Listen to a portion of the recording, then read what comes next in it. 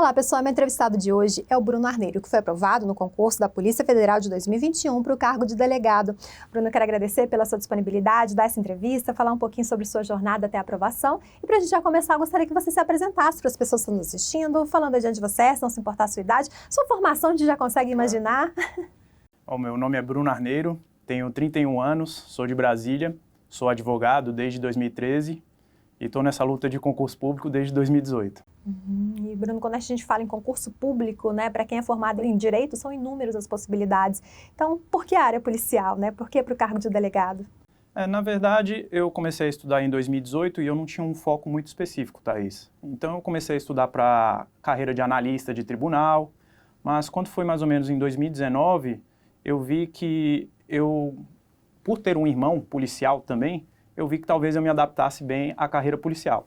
Então, eu comecei a fazer concursos para delegado de polícia e para Ministério Público, para promotor de justiça, porque são carreiras que têm algumas afinidades, matérias parecidas, principalmente a questão de direito penal, processo penal e legislação extravagante, né? Então, eu enveredei por esse caminho. E você precisou conciliar os estudos para concurso público com o trabalho, com outros projetos pessoais? Precisei. Eu continuo advogando lá em Brasília, né? Eu sou advogado particular, advogado contratado em um escritório particular que fica lá no setor de Autarquia Sul, né? Muito próximo ali à esplanada dos ministérios. Então eu tenho que conciliar essa dupla jornada. Às vezes é um pouco difícil, né? Mas eu trabalho de 9 às 18. Às vezes eu consigo sair um pouquinho mais cedo do escritório, né? E aí de 18 até 23 horas é mais ou menos o meu horário de estudo. E em relação à família, né? Você é casado, namora, tem filhos, mora com os pais. A família entendeu e apoiou essa sua decisão de estudar para concurso público? Sim, infelizmente minha família sempre apoiou. Eu ainda sou solteiro, não tenho filhos. Então foi um pouco mais fácil conciliar. Os meus pais sempre apoiaram, sempre me deram todo o suporte possível, né? Para que eu fizesse esses estudos, né? Enveredasse por esse caminho. E felizmente eu tive esse apoio e estou conseguindo lograr êxito agora, né? Depois de um certo período, né?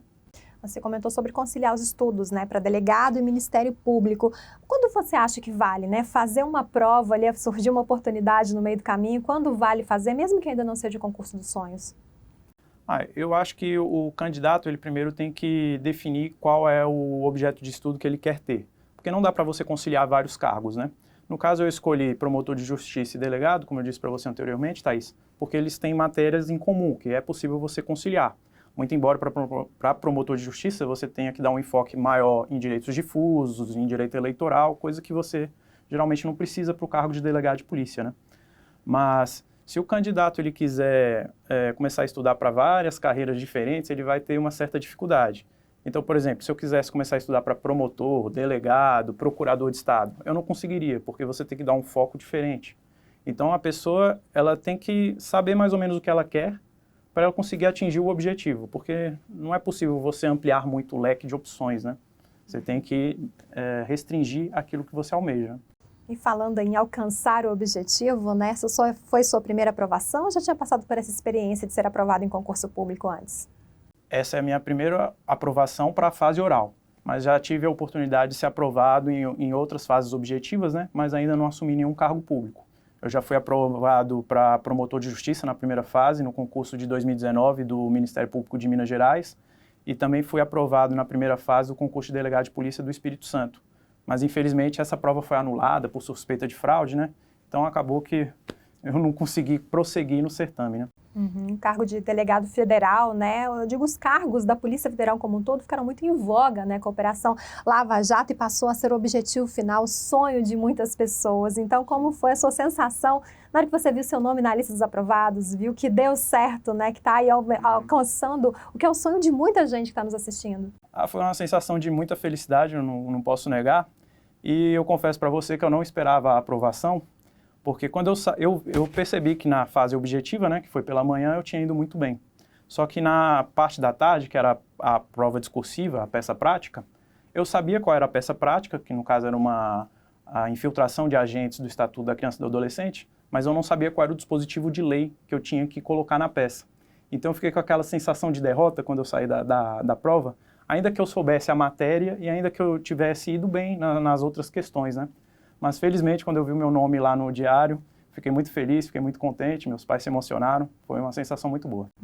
E Estratégia Carreira Jurídica, quando foi que você conheceu e como você conheceu?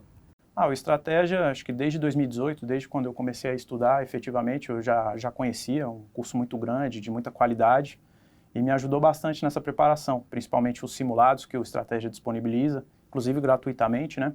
E também, principalmente no curso de peças práticas, que eu fiz especificamente aqui no Estratégia com o professor Vinícius Silva. É um curso muito direcionado, com muitos detalhes, muito rico, e que acabou me ajudando nessa preparação. Sobre as peças e simulados, a gente vai falar mais um pouquinho mais para frente. E falando sobre material, né? O que foi a sua base de estudo? Foram PDFs, videoaulas? Você chegou a fazer algum cursinho presencial? Qual foi o método que você mais se adequou e por quê?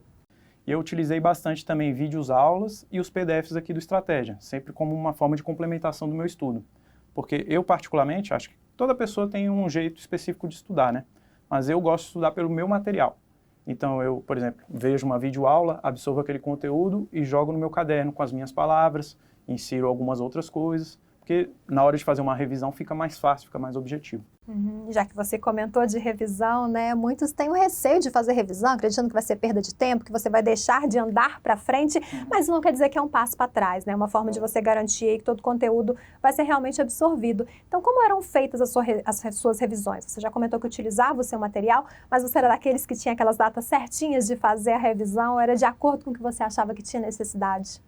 Eu, como trabalho, né, e tenho que conciliar essa dupla jornada, as minhas revisões normalmente eu pedia uma folga para o meu chefe lá no escritório, né, de 1 ou 2 semanas, e tentava ao máximo aproveitar aqueles últimos informativos que foram publicados e ler os cadernos das principais matérias, né.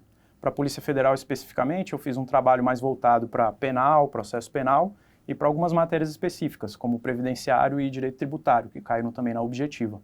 Porque são matérias que você não lida muito no dia a dia e também não é uma matéria que eu tenho muita afinidade lá no escritório, né? Porque eu lido muito com a parte de direito civil e empresarial, que não é nada parecido com a PF, né? É uma matéria um pouco diferente. E quando você fala em caderno, né, a gente pensa num caderno mesmo, algo físico. Realmente era algo que você fazia à mão?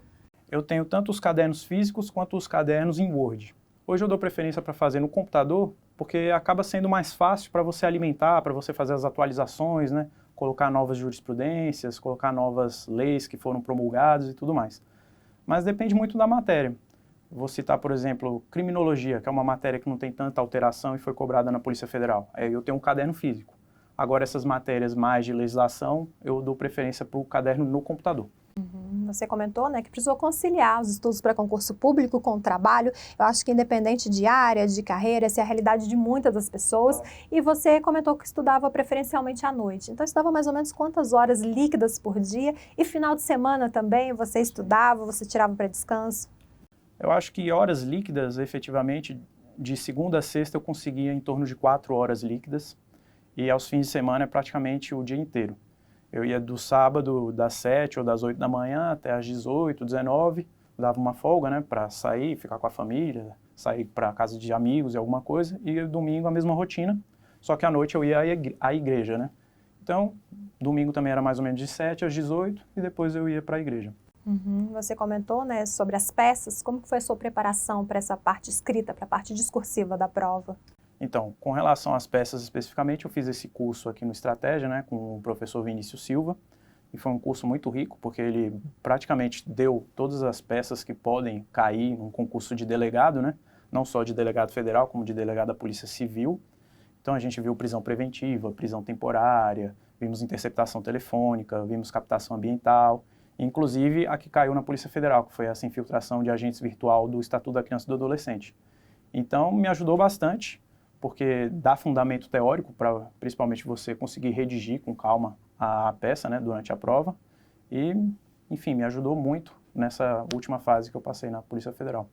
Você comentou sobre os simulados, né? Eu acho que os simulados são ótimos, claro, para você testar o seu conhecimento, mas no caso do Sebrasp, né, para você entender também a dinâmica de prova, saber se vale a pena começar da primeira questão e ir na ordem até a última, quantas questões deixar em branco. Então, como você fez no simulado e qual foi a sua estratégia para a hora da prova?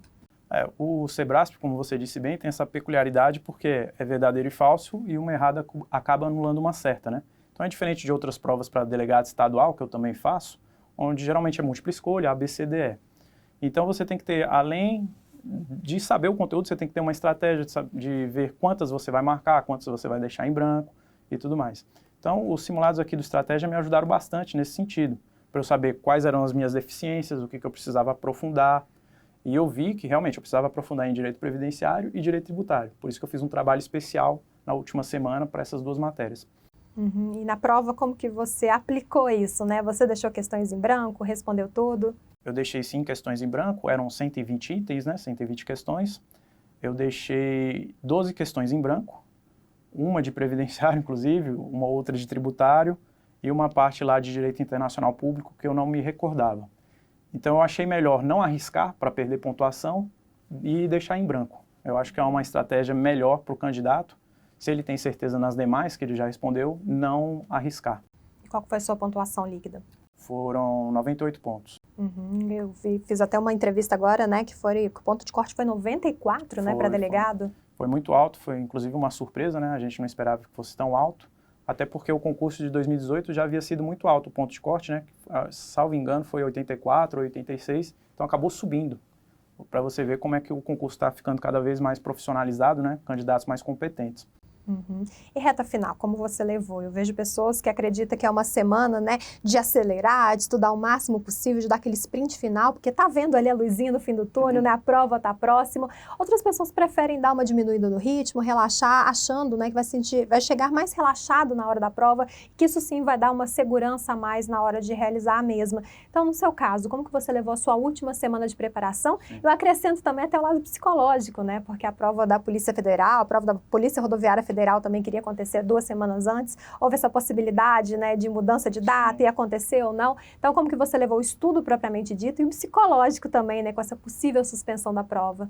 Então, Thaís, cada pessoa tem um jeito e um método de estudo diferente, né? Como você disse, algumas pessoas não gostam de estudar muito em véspera de prova, porque ficam nervosas, né, acabam tendo o psicológico abalado, mas eu sou o contrário. Eu acho que eu consigo render mais sob pressão. Então, eu estudei muito na última semana, inclusive peguei folga lá no escritório, né, justamente para fazer essa revisão.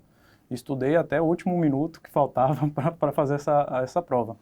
E com relação a essa questão das remarcações, desse problema na justiça, né, que entraram com várias ações pedindo a remarcação da prova, você fica um pouco receoso, né, sem saber o que vai acontecer, porque muitos juízes de primeira instância acabavam dando provimento às liminares, né, definindo essas liminares, suspendendo a prova, ficava aquela insegurança.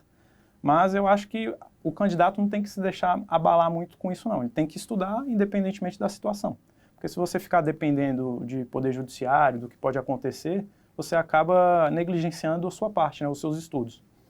E Bruno, pensando na sua preparação como um todo, o que você apontaria de erros e o que você considera também que foram os principais acertos que te levaram a essa aprovação? Eu acho que os meus principais acertos para essa aprovação foram os simulados, sem dúvida nenhuma, né? Dar um enfoque maior na resolução de questões objetivas, estilo Sebrasp, né? E também esse curso de peças práticas que eu fiz, que me ajudou bastante. E com relação a erros, eu acho que talvez não ter dado um enfoque maior em algumas matérias que eu já tinha uma certa deficiência, né? Até por falta de tempo, não consegui conciliar bem. Se eu tivesse dado um enfoque maior nessas matérias que eu citei, como previdenciário, tributário, direito internacional público, talvez eu pudesse alcançar uma pontuação um pouco maior. Então, acho que foi isso, não consegui conciliar todas as matérias, né, porque o edital era muito extenso. E falando em conciliar, né, a pessoa quando decide estudar para concurso, ela precisa se dedicar não só aos estudos para concurso, aprender aquelas disciplinas, mas isso significa também abrir mão de momentos com a família, abrir mão dos finais de semana, né? Então, o que você considera que foi mais difícil nessa sua caminhada rumo à aprovação e qual foi a sua principal motivação para não desistir, seguir em frente, em rumo aí da realização do seu sonho de ser aprovado nesse concurso? As dificuldades são inúmeras, né? Porque a gente acaba abdicando de muita coisa, a gente deixa de ver os amigos com frequência, eu deixei de fazer viagens com a minha família para fazer essas preparações. Inclusive, eu acho que há 1 ano e meio eu só faço viagem para fazer concurso público. A gente acaba viajando muito para fazer prova, né? Então, a gente não tem muitos momentos de lazer. Mas eu acho que a principal motivação é você saber que aquele é o seu sonho, você quer concretizá-lo, você alcançar uma carreira muito bonita, que é a carreira de delegado federal, uma carreira onde você vai alcançar estabilidade no cargo, você vai ter uma remuneração bacana e você vai acabar se estabilizando na vida, né? Eu acho que esse é o principal norte que a gente tem que seguir. E Bruno, para a gente finalizar essa entrevista, né, o que você gostaria de aconselhar para quem está chegando agora no mundo dos concursos? Eu gostaria que você deixasse uma mensagem também para aqueles que já estão em busca da tão sonhada aprovação, como até aqui você conquistou a sua. Claro. Eu acho, pessoal, que concurso público demanda muita paciência do candidato. Não é algo muito fácil, realmente. Você precisa ter preparação, você precisa se dedicar, você precisa abdicar de muita coisa, né? Eu estou desde 2018 nessa luta, já são mais de 3 anos, né? Mas se você realmente quer enveredar por esse caminho, você quer seguir essa carreira, tenha paciência, tenha fé, acredite em Deus, se você segue alguma religião, se você é cristão, e as coisas vão chegar, as portas vão se abrir. Às vezes você fica frustrado por causa de uma decepção, você acaba tendo uma reprovação por alguns décimos, como já aconteceu comigo, né, nesse concurso de promotor que eu comentei, mas se você não desistir, você vai conseguir passar, a sua aprovação vai chegar. Mais cedo ou mais tarde, sua aprovação vai chegar. Então, a minha dica aqui e o meu conselho é persista, tenha paciência, que sua hora vai chegar.